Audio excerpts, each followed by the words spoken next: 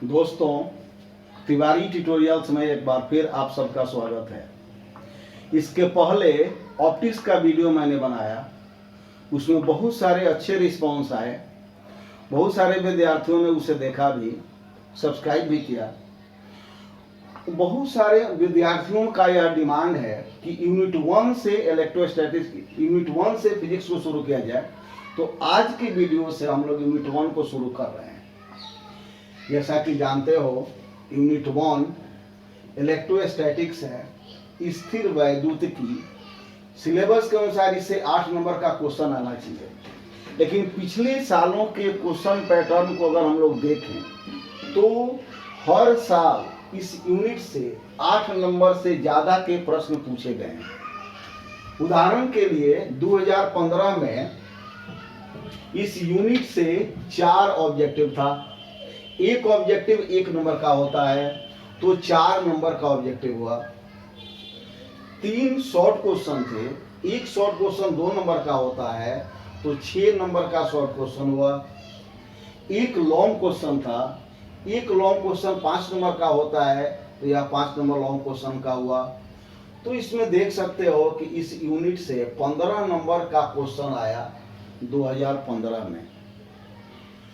अगर कोई विद्यार्थी यूनिट 1 को अच्छा से तैयार किया होगा तो 2015 में वह 15 नंबर से इस यूनिट से आंसर दे सकते हैं। 2016 में 3 ऑब्जेक्टिव आए। 2016 में 3 ऑब्जेक्टिव आए। एक ऑब्जेक्टिव 1 नंबर का होता है, तो 3 नंबर का ऑब्जेक्टिव हुआ। शॉर्ट क्वेश्चन सिर्फ 1 आया, 2 नंबर का शॉर्ट क्वेश्चन, और लॉन्ग क्वेश्चन 1 आया 5 नंबर का, तो कुल 10 नंबर का क्वेश्चन इस यूनिट से आया 16 में। 2017 में 2 ऑब्जेक्टिव था 2 नंबर का, 2 शॉर्ट क्वेश्चन था 4 नंबर का, और एक लॉन्ग क्वेश्चन था 5 नंबर का, तो कुल 11 नंबर का क्वेश्चन इस यूनिट से आया 2017 में। 2018 में 5 ऑब्जेक्टिव इस यूनिट से थे, 4 शॉर्ट क्वेश्चन थे 8 नंबर के, और एक लॉन्ग क्वेश्चन था। कुल 18 नंबर इस यूनिट से आया। देख सकते हो कितना वैरी है।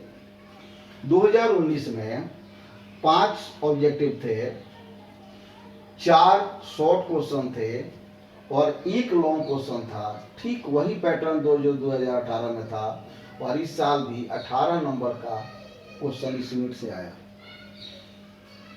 2020 में 6, यानी इस साल इस यूनिट से 6 ऑब्जेक्टिव था। ध्यान दो, 6 ऑब्जेक्टिव, एक ऑब्जेक्टिव 1 नंबर, तो 6 नंबर का हुआ। 3 शॉर्ट क्वेश्चन थे 6 नंबर के, लॉन्ग क्वेश्चन इस साल नहीं था, और कुल 12 नंबर का क्वेश्चन इस यूनिट से था। बिहार बोर्ड का जो क्वेश्चन पैटर्न है उसके अनुसार हम लोग देख सकते हैं कि हर साल इस यूनिट से 8 नंबर से ज़्यादा के क्वेश्चन पूछे गए हैं, और यह इस यूनिट का इम्पोर्टेंस है। आने वाले वीडियोज में हम लोग इस यूनिट को शुरू करेंगे, और सबसे पहले इस यूनिट का डेफिनेशन और फॉर्मूला पढ़ाएंगे। इसको समझना, लिखना, याद करना, और उसके बाद एनसीईआरटी के बुक से न्यूमेरिकल सॉल्व किया जाएगा। तो डेफिनेशन, फॉर्मूला और न्यूमेरिकल्स अगर यह कंट्रोल हो जाए, याद हो जाए, तो ऑब्जेक्टिव और शॉर्ट क्वेश्चन निश्चित रूप से तैयार हो जाएगा।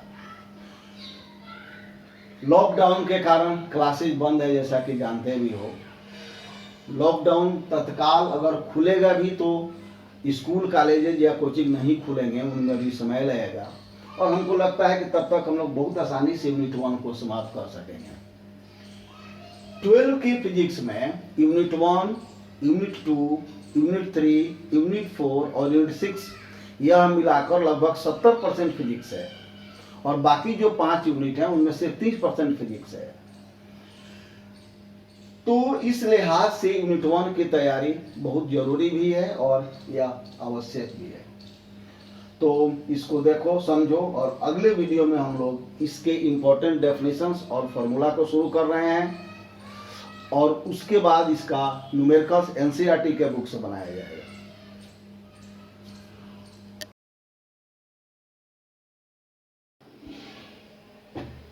दोस्तों, इलेक्ट्रोस्टैटिक्स को हम लोग शुरू कर रहे हैं।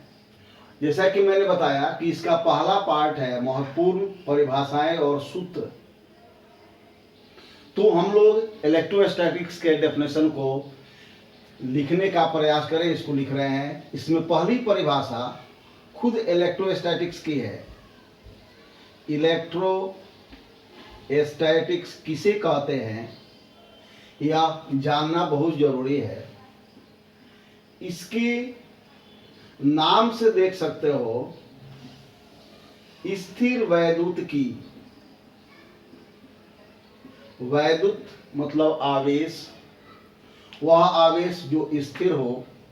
तो हम लोग यह कहते हैं कि स्थिर आवेश की प्रकृति का अध्ययन स्थिर वैद्युतिकी है। आवेश दो प्रकार से हो सकता है, उसकी अवस्था, या तो वह स्थिर है या फिर गतिशील हो।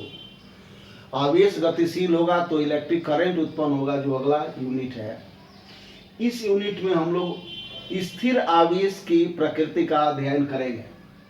तो स्थिर वैद्युतिकी की परिभाषा दो प्रकार से दी जा सकती है। पहली परिभाषा के अनुसार स्थिर वैद्युतिकी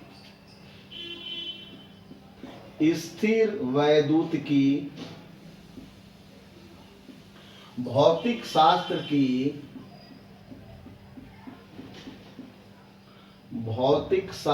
की वह शाखा है। स्थिर वैद्युतिकी भौतिक शास्त्र की वह शाखा है जिसमें स्थिर आवेश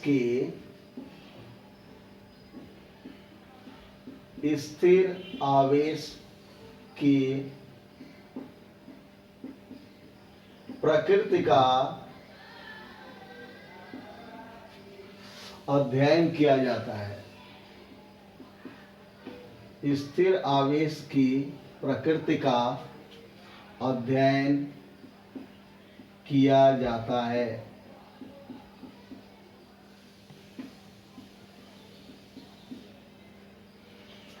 तो यह पहली परिभाषा, स्थिर वैद्युतिकी भौतिक शास्त्र की वह शाखा है जिसमें स्थिर आवेश की प्रकृति का अध्ययन किया जाता है। इसी को हम लोग दूसरे तरीके से भी लिख सकते हैं। स्थिर आवेश की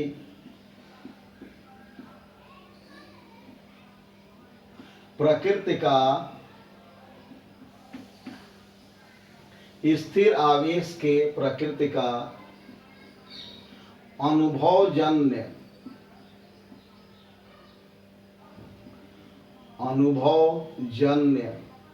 तथा प्रयोग सिद्ध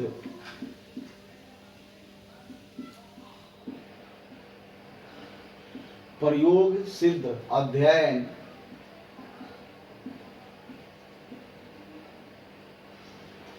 स्थिर वैद्युतिकी कहलाता है।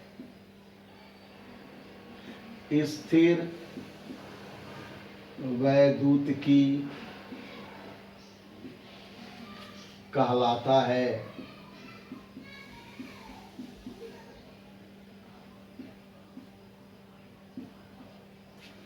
तो यह इलेक्ट्रोस्टैटिक्स या स्थिर वैद्युतिकी की दो परिभाषा हुई।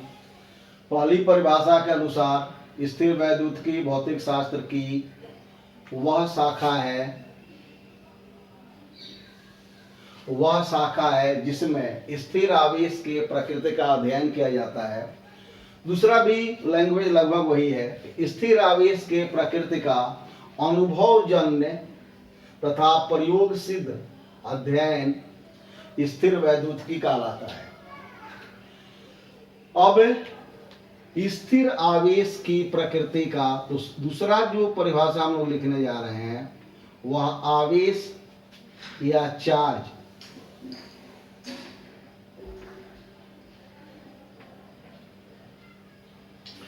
आवेश के बारे में यह समझ लें कि आवेश वस्तु का गुण है, अतः आवेश को वास्तव में परिभाषित करना संभव नहीं है।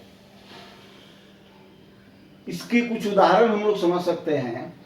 अगर सूखा बाल हो और सूखी कंघी हो, सूखे कंघी से सूखे बाल को अगर रगड़ें तो वह कंघी कागज के छोटे छोटे टुकड़े को अपनी ओर आकर्षित कर लेती है।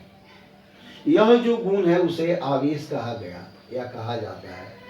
आवेश की खोज ईसा के जन्म से लगभग 600 वर्ष पहले ही हो चुकी थी। हालांकि उस समय उतना साइंस विकसित नहीं था। थेल्स नाम का एक उस समय का वैज्ञानिक था जिसने यह पाया कि अगर रेशम के कपड़े से अंबर एक प्रकार की लकड़ी है, अंबर के टुकड़े को रगड़ा जाए तो अंबर का टुकड़ा छोटे छोटे चीजों को अपनी ओर आकर्षित कर लेता है। फिर उसके बाद में बेंजामिन फ्रैंकलिन हुए और उन्होंने पाया कि अगर कांच के छड़ को रेशम के टुकड़े से रगड़ा जाए तो कांच का छड़ छोटे छोटे चीजों को अपनी ओर आकर्षित करता है, लेकिन रेशम का कपड़ा उन छोटे चीजों को विकर्षित करता है। तो बेंजामिन फ्रैंकलिन ने पाया कि कांच के छड़ और रेशम के टुकड़े को रगड़ने पर दोनों पर दो प्रकार के गुण उत्पन्न हुए जो विपरीत हैं, एक आकर्षित करता है और एक विकर्षित करता है। तो उन्होंने यह निष्कर्ष निकाला कि आवेश दो प्रकार का होगा, एक धनात्मक और ऋणात्मक। तो इसके संदर्भ में हम लोग कह सकते हैं कि आवेश किसी आवेशित पिंड का वह गुण है जिसके कारण वह पिंड अन्य आवेशित पिंड को आकर्षित या विकर्षित करता है। आवेश को भी हम लोग दो प्रकार से परिभाषित कर सकते हैं। यह पहली परिभाषा, आवेश किसी आवेशित पिंड का, आवेश किसी आवेशित पिंड का वह गुण है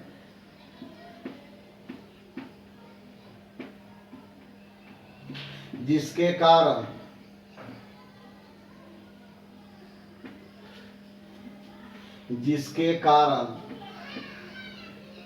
यह पिंड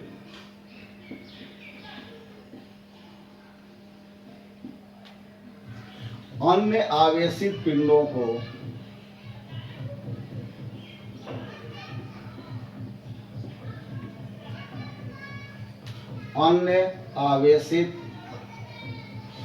पिंडों को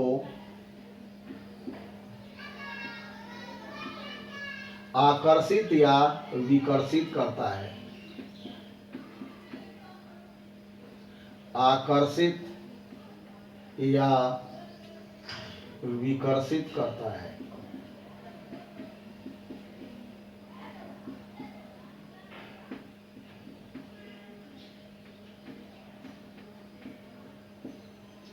दूसरी जो परिभाषा है वह थोड़ा सा आधुनिक परिभाषा है। आवेश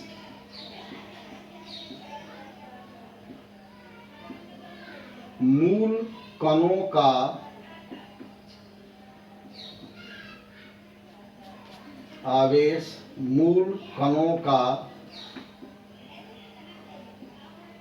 मूलभूत गुण है। आवेश मूल कणों का मूलभूत गुण है। वास्तव में यह अपरिभाष्य है। वास्तव में यह अपरिभाष्य है। तो इसमें हम लोग समझ सकते हैं कि आवेश किसी आवेशित पिंड का गुण है और गुण को परिभाषित करना मूल रूप से संभव नहीं है। इस गुण के कारण कोई आवेशित पिंड दूसरे पिंड को आकर्षित या विकर्षित करता है। जैसा कि जानते हो, अभी परमाणु संरचना के अनुसार सभी पदार्थ परमाणु या अणु से बने होते हैं। परमाणुओं के केंद्र में नाभिक होता है। नाभिक में धनात्मक प्रोटॉन बिना आवेश का न्यूट्रॉन होता है। ऋणात्मक इलेक्ट्रॉन नाभिक के चारों ओर चक्कर लगाते हैं। तो मूल कण इलेक्ट्रॉन, प्रोटॉन और न्यूट्रॉन होते हैं। इलेक्ट्रॉन पर ऋण आवेश, प्रोटॉन पर धन आवेश और न्यूट्रॉन पर कोई आवेश नहीं होता है। तो अगर मूल कणों को परिभाषित करें या कहा जाए कि इलेक्ट्रॉन क्या है, तो हम लोग यह कहेंगे कि इलेक्ट्रॉन पदार्थ का वह मूल कण है जिस पर ऋण आवेश होता है। प्रोटॉन क्या है? तो प्रोटॉन आवेश का वह मूल कण है जिस पर धन आवेश होता है। न्यूट्रॉन के बारे में कहें तो न्यूट्रॉन पिंड का वह कण है या वह मूल कण है जिस पर कोई आवेश नहीं होता है। तो अगर आवेश छोड़ दें तो मूल कणों को परिभाषित करना संभव नहीं है। इसलिए दूसरी परिभाषा कहती है कि आवेश मूल कणों का मूलभूत गुण है, fundamental property of fundamental particles. अब गुण है तो गुण को, जैसा कि मैंने कहा, परिभाषित पूरी तरह से करना संभव नहीं है।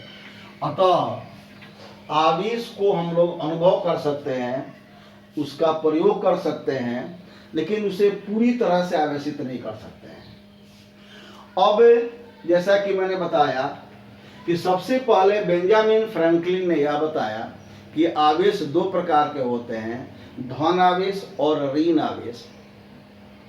उन्होंने यह भी बताया कि दो समान आवेश अगर होंगे, सजातीय आवेश होंगे, तो उनमें विकर्षण होगा, और विजातीय आवेश होंगे तो उनमें आकर्षण होगा। जैसे दो पिंडों पर अगर धन आवेश हो तो उनमें विकर्षण होगा, यदि उन पर ऋण आवेश हो तब भी विकर्षण होगा, लेकिन एक पर धन और एक पर ऋण आवेश हो तो उनमें आकर्षण होगा।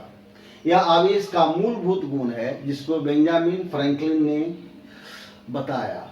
अब अगर हम लोग यह इसको आगे बढ़ाएं तो आवेश का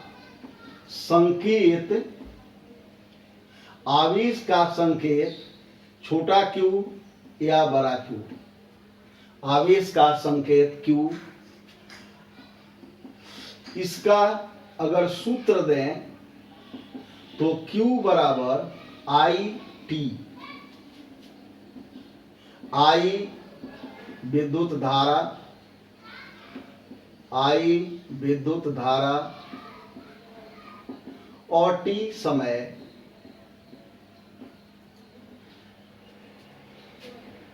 तीसरे में SI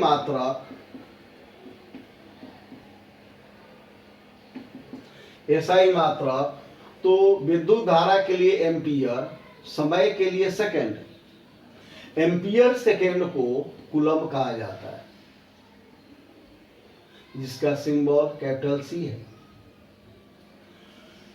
अगर बीमीय सूत्र लिखें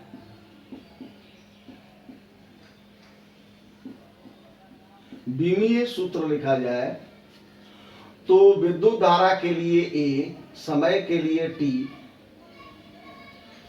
इसको हम लोग इस तरह भी लिख सकते हैं m power 0 l power 0 t e। और आवेश एक व्युत्पन्न राशि है। आवेश एक व्युत्पन्न अदिश राशि है। आवेश एक व्युत्पन्न अदिश राशि है। आवेश के दो अन्य मात्रक हैं जिनका उपयोग हम लोग न्यूमेरिकल्स में करते हैं, ऑब्जेक्टिव में भी होता है। अन्य मात्रक, इसमें पहला है electrostatic unit, electrostatic unit ESU, यह 1/3 × 10⁹ कूलम के बराबर होता है। इसलिए 1 कूलम में 3 × 10⁹ ESU होता है। दूसरा इसका मात्रक है इलेक्ट्रोमैग्नेटिक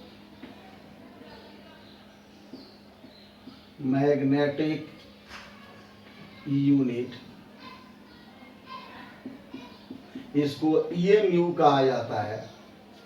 यह 3 × 10⁻10 ESU के बराबर होता है, यानी कि 10 कूलम के बराबर होता है। तो यह हम लोगों का दूसरा परिभाषा, आवेश, उसका संकेत, उसका सूत्र, SI मात्रक, विमीय सूत्र, नेचर, और उसके अन्य मात्रक ESU और EMU, इलेक्ट्रोस्टैटिक यूनिट और इलेक्ट्रोमैग्नेटिक यूनिट।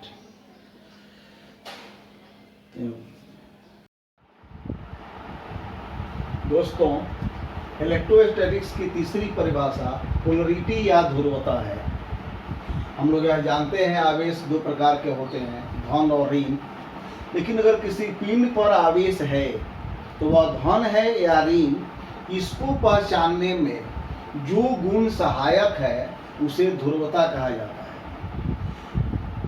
ध्रुवता वह गुण है जिसके द्वारा दो प्रकार के आवेशों में भेद किया जा सकता है। यानी कि ध्रुवता की सहायता से हम लोग समझ सकते हैं कि किसी पिंड पर धन आवेश है या ऋण आवेश है। चौथा है इलेक्ट्रॉन थ्योरी ऑफ चार्ज। आवेश की उत्पत्ति कैसे होती है इसको हम लोग यहाँ समझ लें। जैसा कि जानते हो, सभी पदार्थ परमाणुओं से बने होते हैं और परमाणुओं में नाभिक होता है केंद्र में, जिसमें धनात्मक प्रोटॉन होता है, बिना आवेश का न्यूट्रॉन होता है और बाहर ऋणात्मक इलेक्ट्रॉन होता है। प्रत्येक परमाणु में इलेक्ट्रॉनों की संख्या और प्रोटॉनों की संख्या बराबर होती है, इसलिए सभी परमाणु विद्युतीय रूप से उदासीन होते हैं। जैसे हम लोग उदाहरण ले लें सोडियम का। सोडियम के नाभिक में 11 प्रोटॉन होते हैं और बाहर 11 इलेक्ट्रॉन होता है। तो सोडियम पर धनात्मक आवेश 11, ऋणात्मक आवेश 11, तो कुल आवेश 0। अब अगर सोडियम का कोई इलेक्ट्रॉन इसकी कक्षा से बाहर चला जाए या अंदर आए तो इलेक्ट्रॉनों की संख्या प्रोटॉनों की संख्या से या तो कम हो जाएगी या अधिक हो जाएगी। जैसा कि हम लोग जानते हैं कि प्रतिक्रिया में सोडियम अपना 1 इलेक्ट्रॉन का त्याग करता है, तो अगर इससे 1 इलेक्ट्रॉन निकल गए तो अब इसमें 10 इलेक्ट्रॉन बचे, और 10 इलेक्ट्रॉन बचे तो प्रोटॉन एक अधिक हो गया, तो सोडियम पर धन आवेश उत्पन्न हो गया। इसी प्रकार से क्लोरीन में 17 प्रोटॉन होता है, 17 इलेक्ट्रॉन होता है। इसका 1 इलेक्ट्रॉन अगर क्लोरीन एक्सेप्ट करता है तो इसमें इलेक्ट्रॉनों की संख्या 18 हो जाती है, प्रोटॉन 17 ही रहते हैं, तो क्लोरीन पर ऋण आवेश उत्पन्न हो जाता है। इसका मतलब यह हुआ कि आवेश तभी उत्पन्न होगा जब इलेक्ट्रॉनों का स्थानांतरण हो। हम लोगों ने यहाँ लिखा भी है कि पिंडों पर आवेश की उत्पत्ति इलेक्ट्रॉनों के स्थानांतरण के कारण होती है। इलेक्ट्रॉनों की अधिकता होने पर ऋण आवेश उत्पन्न होगा और इलेक्ट्रॉनों की संख्या में कमी होने पर धन आवेश उत्पन्न होगा। यह शाश्वत नियम है कि आवेश तभी उत्पन्न होगा जब इलेक्ट्रॉन स्थानांतरित हो, एक पदार्थ से दूसरे पदार्थ में जाए, जिससे इलेक्ट्रॉन निकलेगा उस पर धन आवेश होगा और जो इलेक्ट्रॉन को एक्सेप्ट करेगा उस पर ऋण आवेश होगा। तो यह इलेक्ट्रॉन थियरी ऑफ चार्ज है, आवेश का इलेक्ट्रॉन सिद्धांत, जिसके अनुसार आवेश की उत्पत्ति इलेक्ट्रॉनों के स्थानांतरण के कारण होती है। पांचवा डेफिनेशन है चालक। यह पहले भी कक्षाओं में है, चालक, कुचालक। चालक ऊष्मा के भी होते हैं, विद्युत का भी चालक है। तो चालक वे पदार्थ हैं जिनसे विद्युत का प्रवाह सुगमता पूर्वक या आसानी से होता है। ध्यान दो कि चालक से विद्युत का प्रवाह आसानी से होगा। चालक विद्युत को प्रवाहित होने देगा। चालकों के दो महत्वपूर्ण गुण हैं। पहला तो यह कि चालकों में मुक्त इलेक्ट्रॉनों की अधिकता होती है जो पदार्थ के अंदर अनियमित गति करते हैं, और दूसरा कि चालकों पर दिया गया आवेश उसके पूरे सतह पर फैल जाता है। इसमें ध्यान दिया जाए कि मुक्त इलेक्ट्रॉन किसे कहते हैं, इसको हम लोग समझ लें। तो वह इलेक्ट्रॉन जो अपनी कक्षा से बाहर निकल जाए मुक्त इलेक्ट्रॉन कहलाता है। वह इलेक्ट्रॉन जो अपनी कक्षा से बाहर निकल जाए मुक्त इलेक्ट्रॉन कहलाता है, क्योंकि अब वह नाभिक की चारों ओर घूमने के लिए बाध्य नहीं है। धातुओं में इलेक्ट्रॉनों की अधिकता होती है और इसलिए कक्षा की संख्या बढ़ती है। कक्षा की संख्या बढ़ने से नाभिक से इलेक्ट्रॉन के बीच की दूरी बढ़ती है और आकर्षण बल घटता है।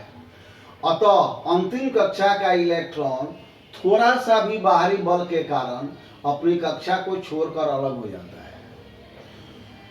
इस प्रकार के इलेक्ट्रॉन को हम लोग मुक्त इलेक्ट्रॉन कहते हैं।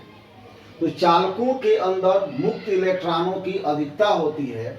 उदाहरण के तौर पे समझ सकते हो, अगर तांबे का 1 घन मीटर लें, इसमें मुक्त इलेक्ट्रॉनों की संख्या लगभग 10⁻30 होगी। दूसरी जो विशेषता है चालकों का कि अगर यह कोई चालक है, इसके कहीं भी सतह पर आवेश दें तो यह आवेश पूरे सतह पर फैलेगा। कुचालक हम लोग पढ़ेंगे, उसमें यह पढ़ेंगे कुचालक पर दिया गया आवेश जहां देते हैं वहीं स्थिर रहता है, जबकि चालकों पर दिया गया आवेश इसके पूरे सतह पर फैल जाता है। एग्जाम्पल के तौर पे सभी धातुएं चालक हैं, सजीव पदार्थ चालक हैं, मानव शरीर चालक है और आयनिक लवणों के जलीय घोल चालक हैं। आयनिक लवण केमिस्ट्री में पढ़ना है। यहाँ पर थोड़ा समझ लें कि आयनों से बनने वाले लवण को आयनिक लवण कहा जाता है, जैसे सोडियम क्लोराइड, AgNO3, CuSO4, इन सब में आयन है। जब आयनिक लवणों को जल में डाला जाता है तो जल इस बॉन्ड को तोड़ देता है, Na+ और Cl- अलग हो गया या बीच में H2O हो गया। तो अब ये लवण जो Na+ और Cl- हैं जल के अंदर गतिशील हो जाते हैं और जल को यानी जलीय घोल को चालक बनाते हैं। तो चालकों के उदाहरण में सभी धातुएं, सजीव पदार्थ, मानव शरीर, आयनिक लवणों के घोल, ये चालक हैं।